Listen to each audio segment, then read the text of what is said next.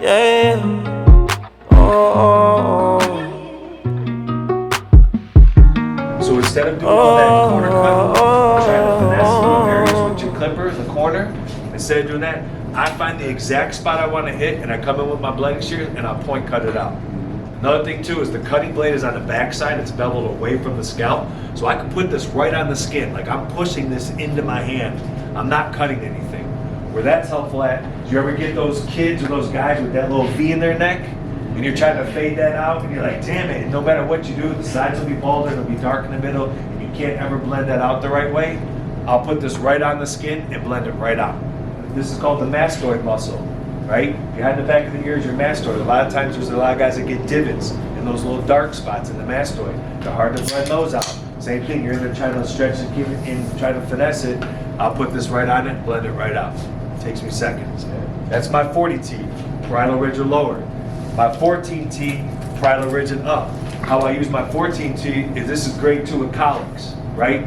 Golden rule of colics. You either grow them out or you cut them out. Yes. Right? Yeah. If I grow them out, I'll point cut this in the direction of the swirl that's in the colic. This will take out 25-30% of the density, soften it up, and then help you style and manage it all the way up in there. Now, if this is a hair shaft, the top part of the hair shaft is where texture lives. Yes. That little movement that you want to get, that nice little crappy movement and everything, that's always at the top. So I'll come in at 45 to the top of the hair shaft, and I break it up and give it that texture look. If I want to do volume, I'm going to come in low and do volume. If I want to add volume in this haircut, I want to give it a nice poof. If I took a number 3 guard and went over the center of his head, what's going to happen? It's going to take a lot out, but yes, it's going to spike up. It's going to stick up, right? So if I want volume in this haircut, I want short hair in here internally that's about the length of a number 3. That's going to spike up, and then that holds the long hair up and gives it that volume. If this removes 20% of the hair, if I had 100 little hairs in an area and I came in close to the scalp, cut, and pulled out, it's going to only cut 20% or 20 hairs out of the 100. So that means 20 hairs are going to spike up, and that's going to hold the other 80 hairs up and give it that volume. Exactly. I always stay away from the first 2 subsections. I'll talk about subsections in a minute, but I always stay away from the first couple inches in the front. You don't want to bang this in the bangs. You want to start off in the back, little tight fades. Instead of doing the C-scoop motion, do a circle motion. Close it up all the way, move it up a little more, and work it in. My 0 guard open. See how he popped off that clip without missing time? That's how you make money. Now I put a strip down the middle about the width of a comb. This is my stationary guide for the top. So how I don't get lost in my haircuts up top.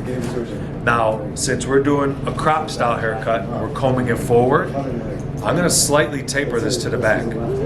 So that when I comb this forward, all this layers in together, combs forward. On this side, I leave it a little bit longer on that side, so it has extra weight to carry through over and to hold the hair down. Just a little bit, doesn't have to be much.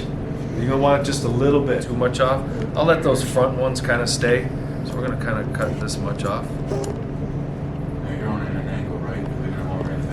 I'm gonna take it shorter to the back. I'm gonna go 180. Yeah, I'm gonna take it a little bit shorter to the back because we're gonna kind of comb this all forward. So, okay. So now I set in my stationary guide.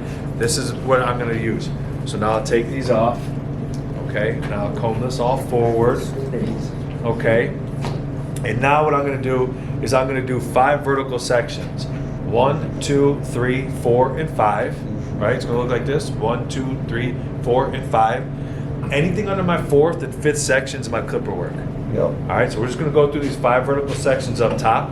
In each of my vertical sections, I'm going to do 8 to 10 subsections or pulls. So it's going to look like this: 1, 2, 3. That's going to be a pull. 4, 5, 6, 7, 8, maybe 9. Depends on how 10. big their heads are. Right, comb it forward. If you guys are ever getting like hard ridge marks in your haircut, you're probably not doing enough subsections. You might be just doing 4, going 1, 2, You 3, got 4. steps in your hair, and you're going to see then that. you're going to have to cross check it. It's more time. Correct. I ask a question. Yeah. So would you suggest always doing that middle guideline? Because like I will put in my guideline on one side. Like I know I'm starting on this side, so I'll do it in the section, but then I'll go at the side. But would you just suggest always putting that middle No, guideline if you in? got your he's system and teaching if a it class works for on it. you, Yeah, then, but yeah. yeah, by all means. It's I mean, just that's what more- I asked you earlier, right? Like, you don't always. Well, I don't section always put there, the center yeah. guide in because most of Yeah. my clients come in once a week, once every 2 weeks. So Me when they too. come in, I jump right into my 5 vertical sections Yup, and I me just too. take them back. Okay. So if you're comfortable enough and you already got your vision, cool. This is more for people that get lost or Yeah. don't know how to stay in tune. Somebody was saying it earlier when they wet the hair up and they're not sure, like if everything is like how far to stop through everything. So if you set the center guide in, Stop for a certain haircut length, you mean? well, he's saying like I could pull it up, wet the hair. I don't know if maybe it was you or somebody was saying No, like, he just got it. they'll wet the hair, and then when they pull it up, like they could cut, like say they could pull it up here and cut it. But then what happens if they get the back? How do they make sure it's the same even Okay. up front? So that how you get that is putting in your center guide. Yeah. Then you always follow that throughout your whole haircut. The bangs. So instead of pulling the bangs straight up, we're gonna kind of pull them out, up off the forehead, right? And then now I'm just gonna kind of notch cut. So now you'll see like I'm cutting it straight across in the front, but it's not a blunt line. So all that's gonna lay in nice and soft. So now I'll come through here.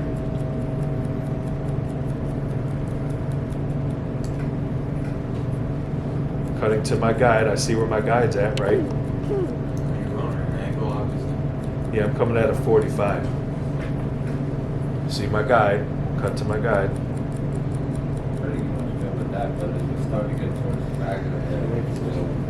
This is for the crop?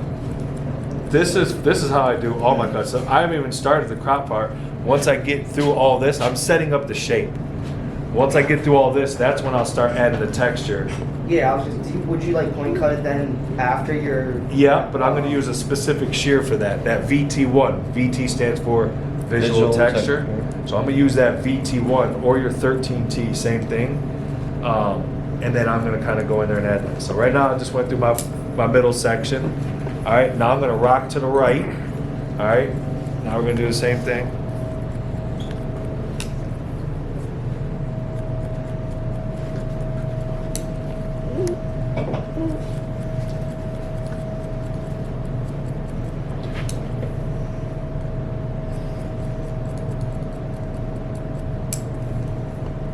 You're just going with the shape of his head on the end. Yeah, so another thing, the head shape is round.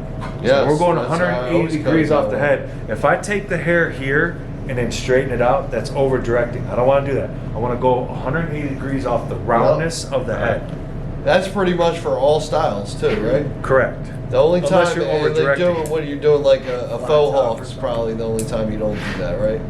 Yeah, exactly, because then you're kind of over directing Yeah, in a so that's certain what I sense. told him.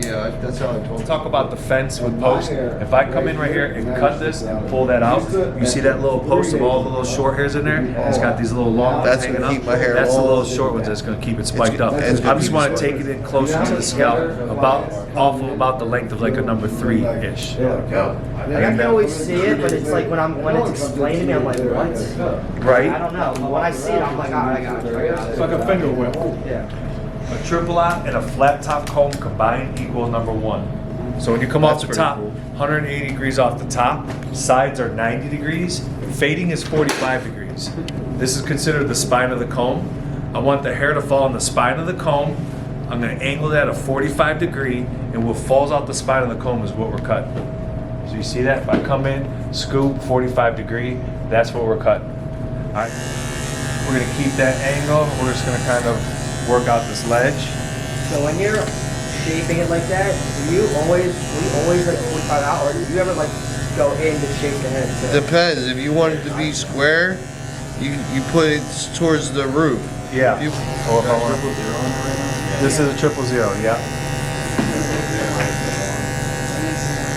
That makes the haircut go- Quickly, so right now I'm just kind of quickly knocking out this ledge. it's And then not I'll that come you in there. couldn't do that with Hanzo's. It's No. just that this is. I mean, this is more traditional barber. I don't know, it depends. Like, Huh? you could do shearer become and probably do it just as quick.